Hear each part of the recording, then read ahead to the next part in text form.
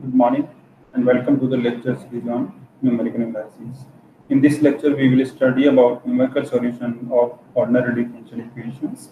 So, to describe various numerical methods for the solution of ordinary differential equations, we consider the general first order differential equation dy by dx equals to function of x comma y with the initial condition y at x0 equals to y naught and illustrate the theory with respect to this equation.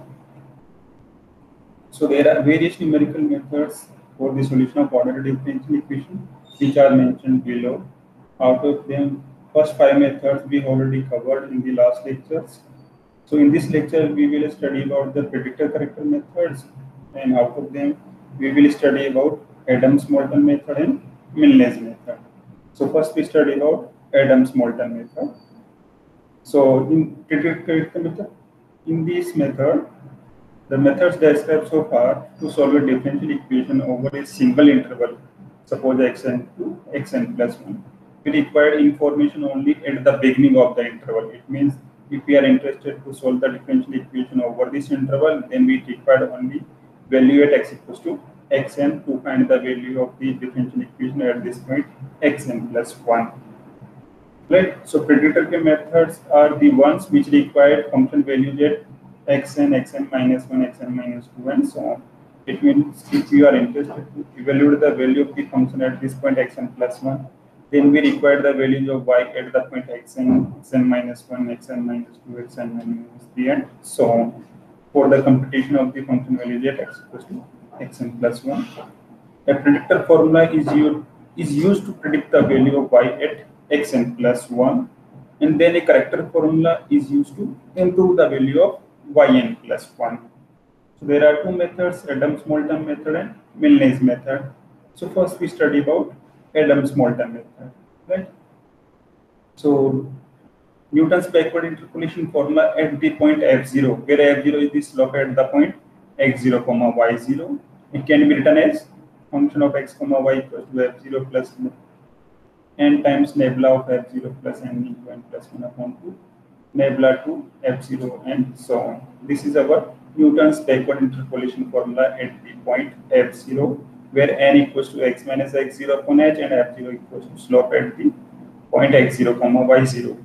Now, if this formula is substituted in this equation, y1 equals to y0 over the interval integration from x0 to x1, function of x comma y dx, this equation is evaluated by simply integration of the given differential equation dy by dx equals to function of x comma y over the interval x0 to x1.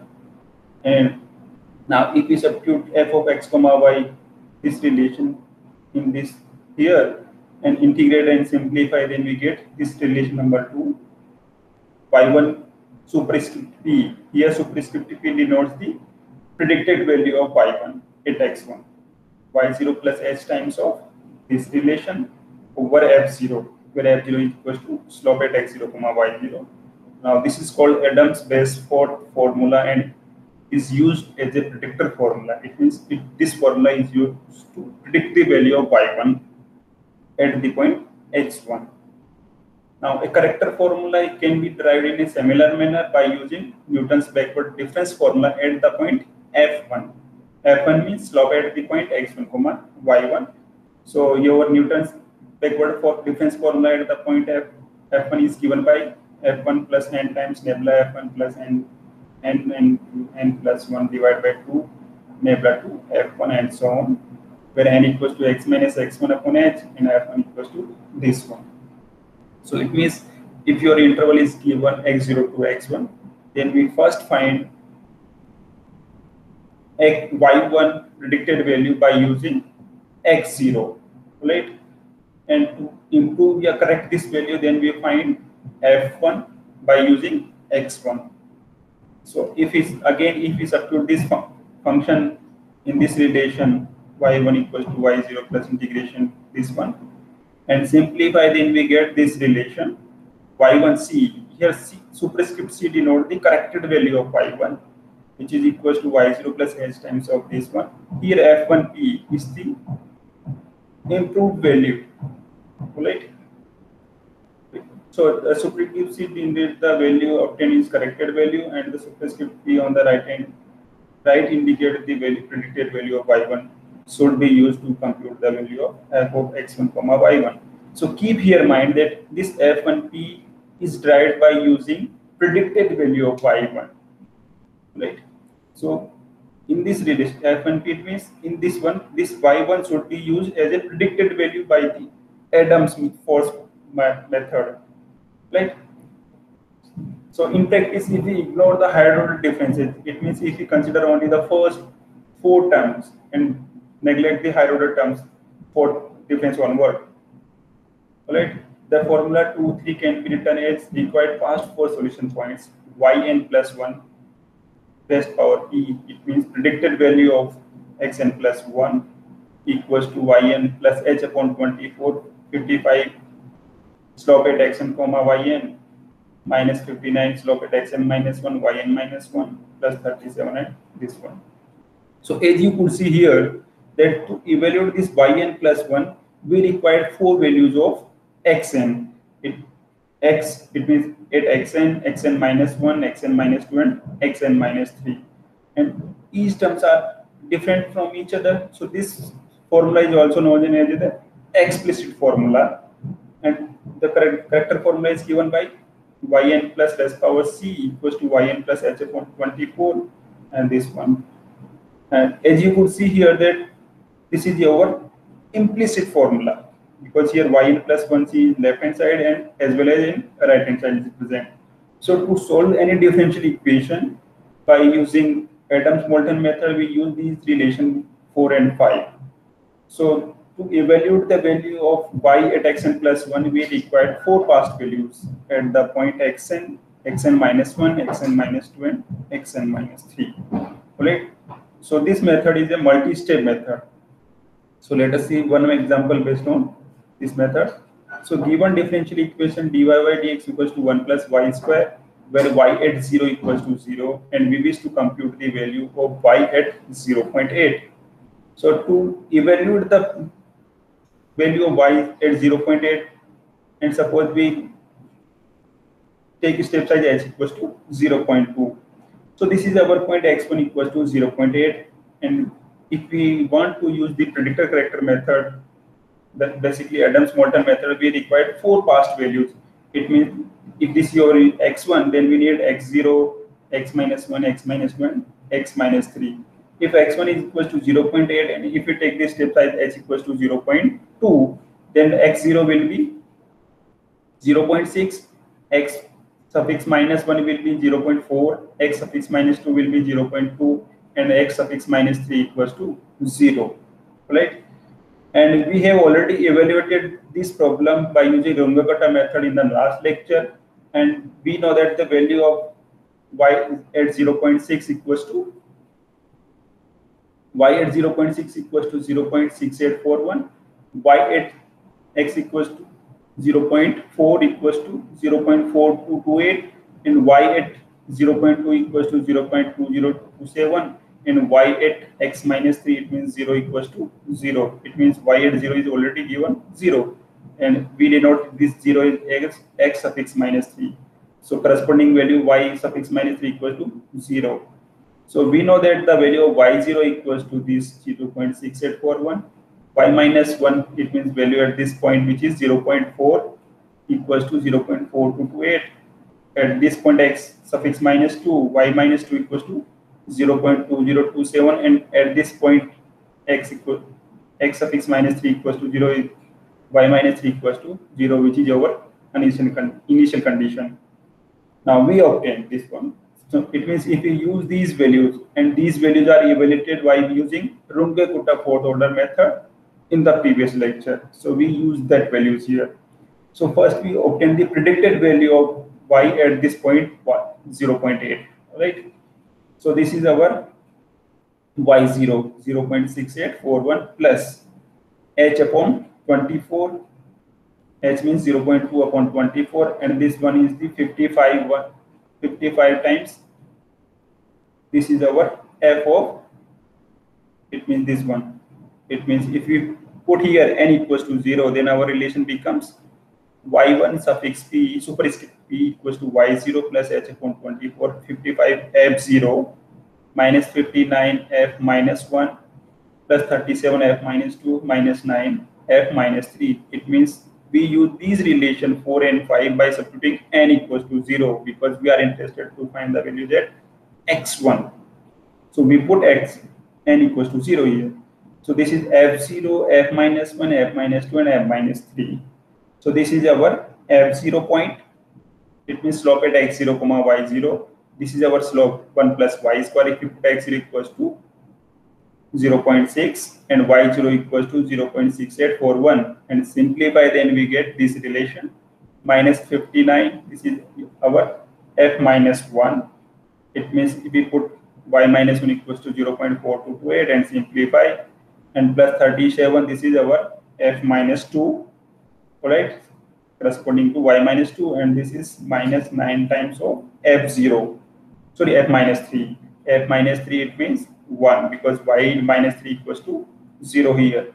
And if we simplify, then we get 1.0233. So this is our predicted value of y at this point, 0.8.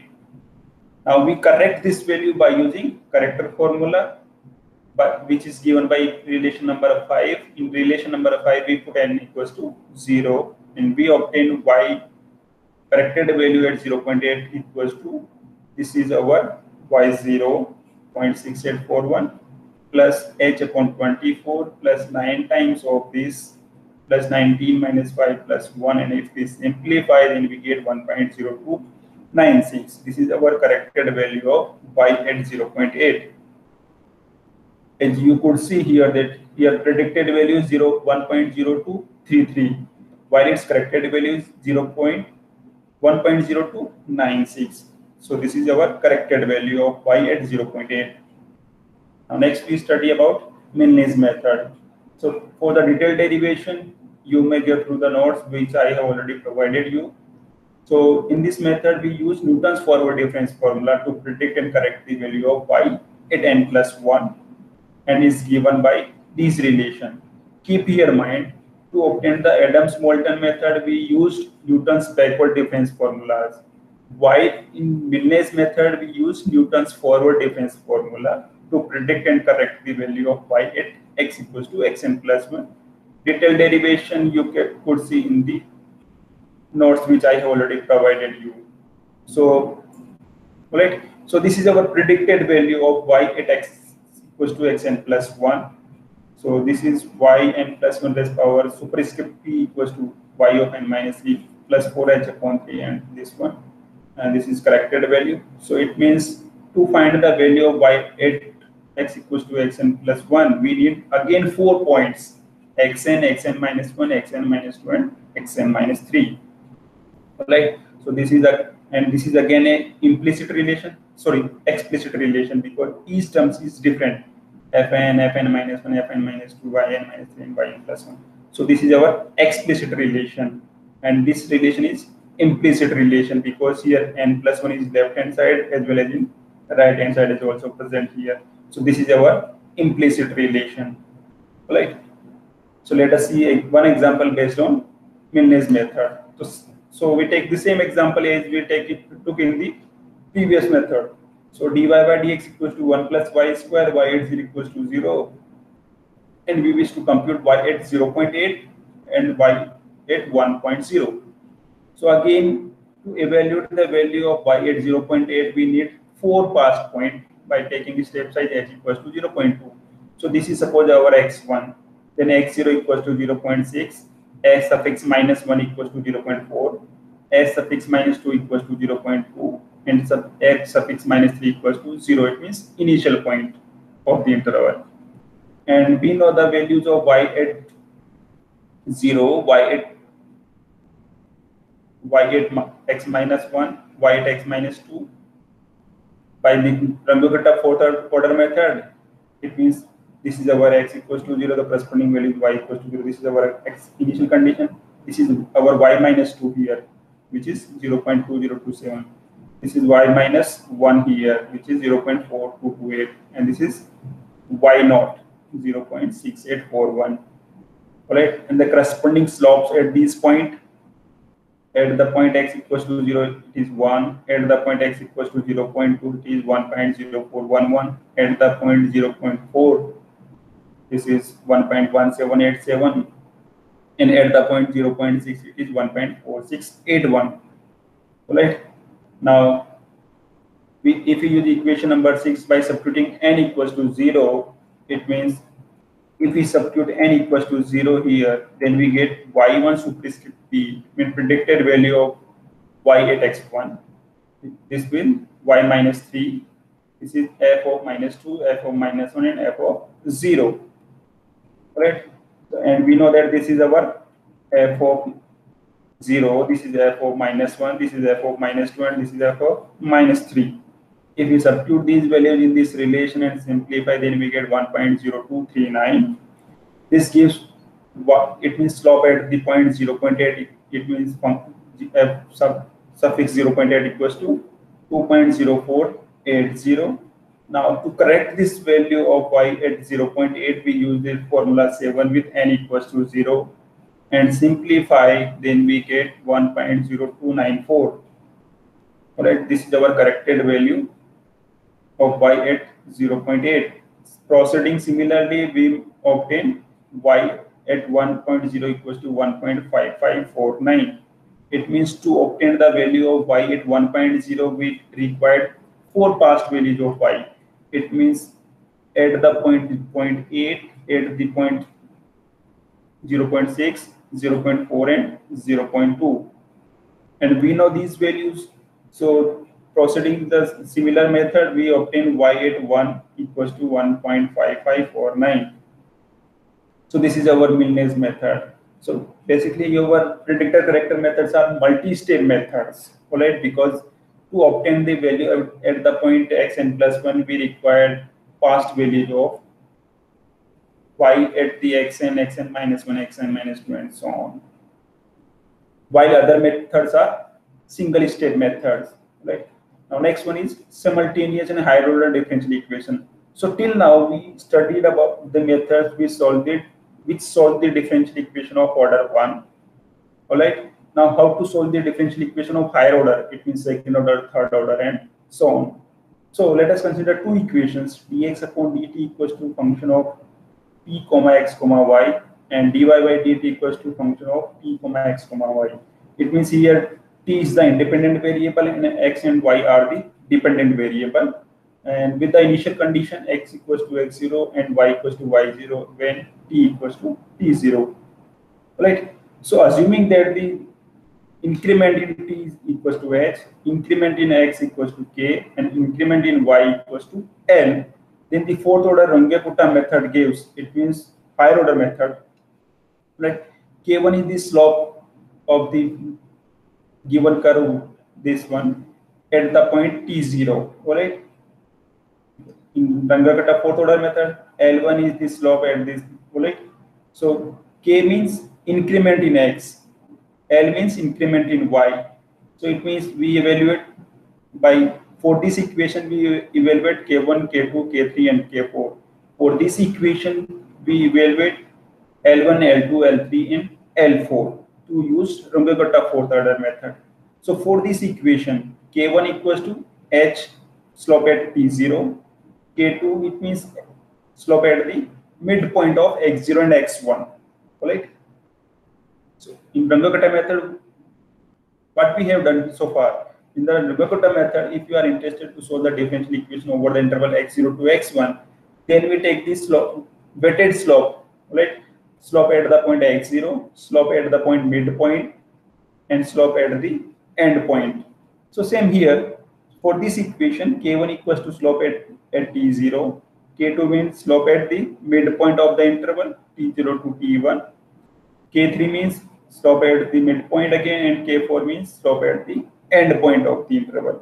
Similarly, L1 for this equation, slope at the point t0, L2 means slope at the midpoint of the interval, L3 means slope at the midpoint of the interval, and L4 means slope at the end point of the interval. So therefore x1 is given by this relation, x0 plus 1 upon 6 times k1 plus 2k2 plus 2k3 plus k4. Similarly, y1 is given by this relation, right? So we now consider the second order differential equation. Now one question arises: how do we solve the second order differential equation or higher order differential equation? As we know that any order differential equation, second order, third order, or higher order method, can be reduced to a system of 1 degree differential equation, one order differential equation, first order differential equation basically. So this second order differential equation can be reduced to a first order differential equation, system of equations, with the initial condition y at x0 equals to y0 and y prime at x0 equals to y0 prime. So this is again a initial value problem here, because here this is our second order differential equation with two conditions at x0. It means y at x0 and its slope is also at x0. Now if we substitute z equals to y prime in this relation number 9, and simply in this equation number 10 also, and if we simplify, then we get y prime equals to z. If we assume that y prime equals to z and substitute in this relation, then we get z prime equals to function of x comma y, right? Because if we differentiate, then we get y double prime, and y double prime equals to function of x comma y prime. Y prime is z. Now this is our system of differential equation of order 1. This is our dy upon dx equals to z, and this is dz upon dx equals to function of x comma y comma z. Now with the initial condition y at x0 equals to y0 and z at x0 equals to y0 prime. Now this can be solved by using the methods which I have already described here. It means for this one. So it means evaluate the value of y and z. We find the values of k1, k2, k3, k4, L1, L2, L3, L4, and then we find the values of y and z. Keep here in mind that here x is the independent variable and y and z are the dependent variables. Right? So thank you for today. So this is our last lecture for the numerical analysis. So till now we have covered finite differences method, application of finite differences in interpolation formulas, right? Then we derive the numerical differentiation formulas. Then we find the numerical integration formulas, and in the last we find the numerical method solution of ordinary differential equations. So in the next lecture we start with the transformations.